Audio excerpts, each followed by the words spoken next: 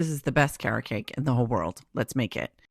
We're going to mix 2/3 of a cup of oil, 1 cup of sugar, and 2 beaten eggs together and mix them up.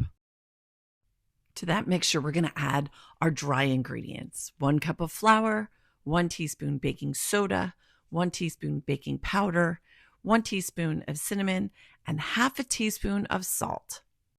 Be sure to give that a good mix and scrape down the sides so it's all mixed well. Time for the carrots. Now add 1.5 to 2 cups of grated carrots. I use a food processor to do this ahead of time, and then I just keep them covered in the refrigerator until I'm ready to bake with them. Makes it much easier. Go ahead and give them a good stir with the mixer. You want to make sure that all of the carrots get mixed in with your batter pretty well. Don't overbeat them. Again, make sure you scrape down the sides of that bowl.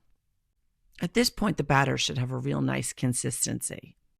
It's time for 1/2 cup of chopped nuts and 1/2 cup of coconut. Again, give that a good stir. Make sure it's all incorporated. Go ahead and grease an 8-inch or 9-inch pan so the cake doesn't stick to it. I like to use a pie dish. Add all that batter to the pan, and we're going to bake it at 350 degrees for 45 to 50 minutes. While this cooks in the oven, I like to make my icing. So use 1/2 of a large cream cheese. That's about 4 ounces. I like to leave it softening while I'm baking the cake. This next part's a little confusing. You're going to use about 1 to 2 cups of confectionery sugar. It depends on how much icing you need to make.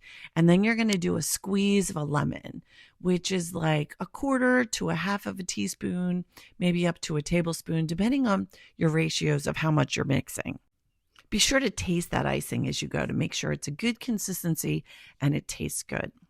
Be sure to store that icing in the refrigerator until it's time to ice the cake. Oh, look at that cake. It is golden brown on the outside. Be sure to let the cake cool completely before you begin to ice it. I like to wait to ice my cake until I'm about to serve it.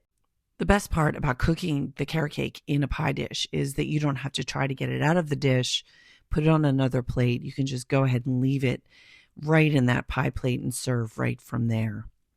This is my mom's carrot cake recipe, and of course, the secret ingredient is love, which is why I think